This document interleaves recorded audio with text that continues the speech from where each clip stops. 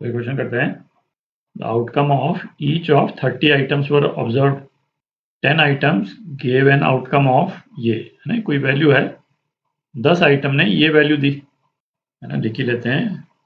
Value क्या है ना, सेम वैल्यू है कितने आइटम्स के लिए, 10 आइटम्स, ठीक। फिर 10 items gave an outcome of half each, तो हाफ ये भी 10 items, and the remaining 10 items gave an outcome of ये 1/2 प्लस डी, है ना, 10 आइटम्स की ये वैल्यू है। If the variance of this outcome data is 4/3, तो डी का मैग्नीट्यूड पूछा है। तो वेरिएंस के लिए एक तो अपने को मीन की जरूरत पड़ेगी, तो मीन तो निकाल ही लें अपन, है ना। मीन जो है वो क्या हो जाएगा, क्योंकि डी कैंसिल आउट हो जाएगा, है ना। एक एक आइटम यदि अपन ले लें तो 1/2 1/2 1/2 3/2, और डी तो कैंसिल आउट हो गया, तो 3 का टोटल जो है इतना आ रहा है, तो 30 है टोटल। तो ऐसे 10 बार एडिशंस कर सकते हैं अपन। तो ये सम ऑफ ऑब्जर्वेशंस हो गया, और नंबर ऑफ ऑब्जर्वेशन कितना, 30। तो मीन कितना आ जाता है अपने पास में, 1/2, ठीक। अच्छा, अपने को वेरिएंस जो है क्या दे रखा है, वेरिएंस ये 4/3 दे रखा है। अच्छा, मीन की वैल्यू आ ही गई अपने पास में, तो अपन ये वाला रिलेशन यूज कर सकते हैं, xi माइनस मीन का स्क्वायर अपॉन n। तो ये क्या हो जाएगा, है ना, फर्स्ट सेट ऑफ डेटा, है ना, 10 आइटम यहाँ पे हैं, तो 10 into xi minus mean, xi तो सेम ही है, 1/2 माइनस डी माइनस 1/2 का स्क्वायर, दूसरा सेट ऑफ डेटा, है ना, अगेन 10 डेटा है टोटल, और xi सबका 1/2 है, और मीन 1/2 निकाल ही चुके हैं अपन। तो ये हो गया तीसरा सेट ऑफ, है ना, 10 का डेटा ये वाला। तो xi क्या हो गया, 1/2 प्लस डी माइनस मीन का स्क्वायर, ठीक। ये तो न्यूमरेटर हो गया, और डिनोमिनेटर क्या है, 30, ठीक। तो ये 10 जो है वो इससे कैंसिल आउट हो गया, 3 इससे कैंसिल आउट हो गया, ये 1/2 इससे कैंसिल आउट हो गया, ये कैंसिल आउट हो गया, और ये कैंसिल आउट हो गया। तो अपने पास में क्या आ गया, 4 is equal to 2d square. तो मैग्नीट्यूड ऑफ डी, है ना, ये कितना आ जाता है, √2, ठीक। तो ये आपका आंसर है ना, डी पार्ट। तो क्वेश्चन करते हैं, let xi be 10 observations of a random variable. फिर अपने को दो समेशंस दे रखे हैं, एक xi माइनस पी और दूसरा है xi माइनस पी का स्क्वायर। तो अपने से स्टैंडर्ड डिविएशन पूछा है 200 ऑब्जर्वेशंस का, तो है ना, अपन वेरिएंस निकाल लेते हैं पहले, बाद में फिर स्क्वायर रूट निकाल लेंगे उसका। तो वेरिएंस जो है वो क्या होता है, sigma xi square upon n minus mean का स्क्वायर, और मीन हम क्या लिख सकते हैं, सिग्मा xi अपॉन n, है ना, ये लिख सकते हैं, है ना, इस टाइप से लिख रहे हैं क्योंकि हमको ये इन्फॉर्मेशन दे रखी है। अच्छा, वेरिएंस के रिस्पेक्ट में अपन ये डिस्कस कर ही चुके हैं, हर ऑब्जर्वेशन को यदि अपन किसी एक नंबर से सब्ट्रैक्ट कर दें या ऐड कर दें तो वेरिएंस तो चेंज होता नहीं, ठीक। तो यहाँ पे xi की जगह यदि मैं xi माइनस पी लिख दूँ, है, तो वेरिएंस तो सेम ही रहेगा।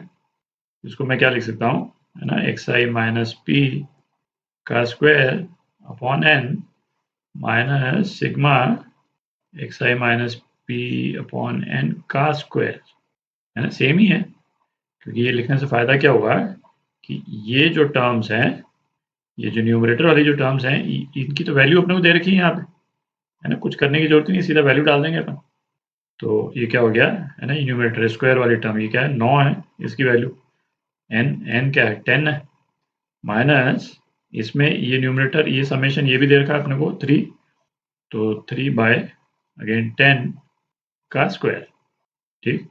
तो ये क्या हो गया, 9/10 माइनस 9/100, 81/100, और हमको स्टैंडर्ड डिविएशन निकालना है, तो इसका अंडर रूट ले लेंगे अपन, है ना, 9/10। तो ये आपका आंसर डी पार्ट। तो ये क्वेश्चन करते हैं, the mean and standard deviation of 10 observations are, है ना, 20 एंड 2 रेस्पेक्टिवली। तो मीन कितना है ना, लिख ही लेते हैं 20, और स्टैंडर्ड डिविएशन अपन नॉर्मली वेरिएशन करके लिखते हैं, है ना, ताकि अंडर रूट नहीं लगाना पड़े। तो वेरिएशन ये कितना है 4 है ना, 2 का स्क्वायर। अच्छा, each of these 10 observation multiplied by P and then reduced by Q. मतलब हर एक ऑब्जर्वेशन, इसको यदि मैं एक्सआई लिख दूं तो ये जो नई वाली जो सीरीज बनाई है उसमें हर ऑब्जर्वेशन क्या हो जाएगा, पी से तो मल्टीप्लाई हो जाएगा और फिर उसमें से क्यू घटा दिया, तो नई वाली सीरीज का हर ऑब्जर्वेशन जो है वो ये हो गया। ठीक, तो अब नई वाली सीरीज के बारे में मीन और स्टैंडर्ड डिविएशन क्या हो गए, if the new mean and new standard deviation become half of the original values. तो न्यू मीन, इसको न्यू बोल देते हैं, ये 10 रह गया और स्टैंडर्ड डिविएशन हाफ हो गया। स्टैंडर्ड डिविएशन पहले 2 था, तो अब कितना हो गया 1। तो न्यू वेरिएंस है ना, n लिख रहे हैं 1 हो गया है ना, क्योंकि स्टैंडर्ड डिविएशन जो है वो 1 हो गया तो वेरिएंस भी 1 हो गया। ठीक, अच्छा इसमें एक चीज अपन डिस्कस कर लेते हैं पहले। स्टैंडर्ड डिविएशन का फॉर्मूला लिखता हूं मैं, sigma square is equal to sigma xi square upon n minus mean का स्क्वायर। ठीक, अच्छा ये चीज तो अपन डिस्कस कर ही चुके हैं कि वेरिएंस के केस में यदि हर ऑब्जर्वेशन में से कोई नंबर हम घटा दें तो उससे वेरिएंस पे कोई फर्क नहीं पड़ता है ना, ये तो अपन डिस्कस कर चुके हैं।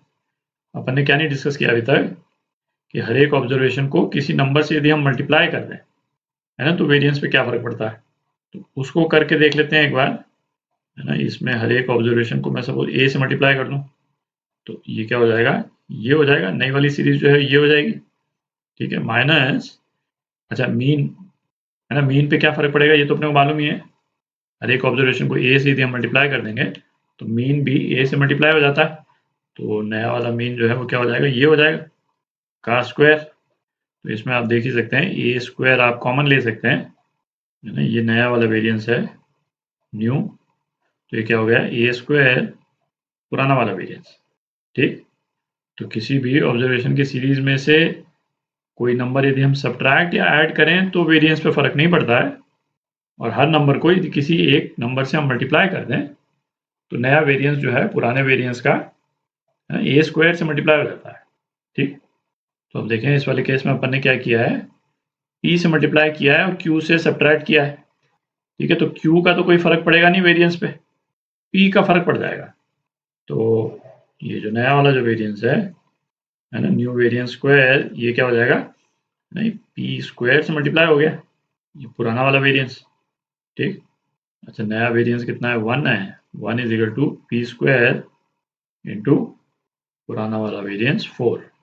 तो p की क्या वैल्यू आ गई अपने पास में, प्लस माइनस 1/2। ठीक, अच्छा मीन, जो नया वाला जो मीन है वो पुराने वाले मीन से है ना p से मल्टीप्लाई हो जाएगा और q से सब्ट्रैक्ट हो जाएगा। ठीक, तो वैल्यूज डाल देते हैं, न्यू मीन है ना 10 is equal to p old mean 20 minus q।